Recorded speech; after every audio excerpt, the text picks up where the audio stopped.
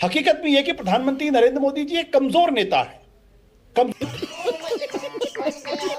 इसलिए क्यों? क्योंकि जब चीजें हवा उनके साथ बहती है तब तो वो बड़ी बड़ी बातें करते हैं, टीवी कैमरे पे आते हैं, सब कुछ आके बोल जाते हैं। लेकिन जब हवा उनके विपरीत चलने लगती है तो फिर वो कैमरे के आने से बचने लगते हैं। आपको पहला उदाहरण मैं बता दूं कोविड का। कोविड के समय में आए, थाली पिटवाया और उसके बाद गायब।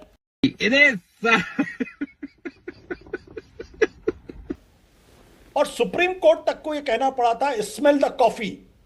सुप्रीम कोर्ट ने यह भी कहा था कि जो ऑफिसर्स की जो फाइल है उस पे जो नोटिंग्स है उसको भी सुप्रीम कोर्ट के सामने रखा जाए। उस वक्त प्रधानमंत्री जी कहां थे? मणिपुर के समय में प्रधानमंत्री जी कहां थे? देखा आपने लापरवाही का नतीजा है। न प्रधानमंत्री ने मणिपुर के ऊपर कुछ बोला, न वहां जाके बोला। चाइना के मसले पे शुरू में कुछ बोला, उसके बाद फिर गायब।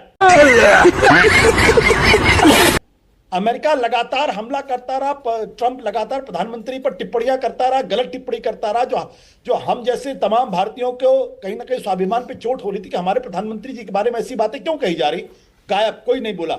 और अब ये जो आंदोलन चला इसके बाद तो संसद से अगर प्रधानमंत्री नहीं आ रहे, अगर संसद में प्रधानमंत्री नहीं आ रहे तो इसका मतलब या तो प्रधानमंत्री जी जनता के प्रति संसद के माध्यम से जो अकाउंटेबिलिटी है उससे बचने की कोशिश कर रहे हैं, या उनके पास कहीं ना कहीं कोई ऐसी चीज है जिसकी वजह से बचने की कोशिश कर रहे हैं। तो अगर ध्यान से देखा जाए तो सरकार का टेम्परेचर बढ़ा हुआ है, और जो पावर कॉरिडोर में आजकल जो फुसफुसाहट चल रही है, मेरा मानना है कि पावर कॉरिडोर में जब फुसफुसाहट होती है ना तो उसकी आग कहीं ना कहीं जली होती है।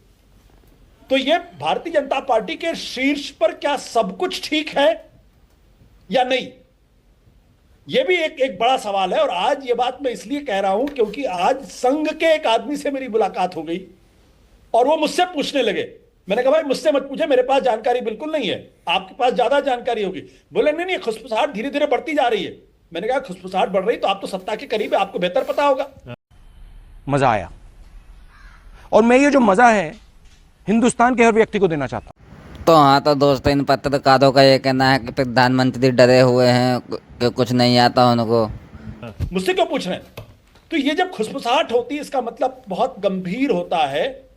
इसलिए मेरा मानना यह कि सरकार न केवल डिफेंसिव है बल्कि सरकार में एक खास तरीके का इस वक्त पैरालिसिस भी मैं देख रहा हूं। और वो पैरालिसिस आज प्रधानमंत्री जी ने हालांकि जोश में भाषण देके ये कहने की कोशिश की कि मैं अभी भी टाइगर जिंदा है, पर टाइगर कितना जिंदा है बताइए। मुहावरे की बात है, मैं व्यक्तिगत तौर पर प्रधानमंत्री जी में कोई टिप्पणी नहीं करता, मैं उनका सम्मान करता हूं। अरे टिप्पणी नहीं करते, सारी टिप्पणी कर गए। मैं तो अपने सवाल तैयार करके बैठा था, आप रुके तो मैं दागूं आप पर। आप तो बिल्कुल आप तो पहले अर्बन नक्सल थे आशुतोष, अब तो दिमागी नक्सलियों की तरह बात करने लगे आप। बीजेपी वाले यही कहेंगे सारे के सारे। आशुतोष, मैंने पहली बार आपके मुंह से यह सुना है, जहां तक मेरी याददाश्त है, कि प्रधानमंत्री नरेंद्र मोदी एक कमजोर नेता है। आज से पहले आपने कभी अभी मजा आएगा ना भिड़ो नहीं कही ये बात। आपने कहा मोदी एक कमजोर नेता है। ये पहली बार सुन रहा हूं मैं। ये आपका असेसमेंट 2026 में लाल किले के उनके भाषण के बाद ये बना, ये अचानक बना है? ये जो सारे आपने उदाहरण गिनाए ये आपने आज ही इकट्ठे किए? देखिए, जंतर मंतर पे जिस तरीके से गृह मंत्री प्रधानमंत्री दोनों गायब रहे, उसने मेरे इस थीसिस को बल दिया है।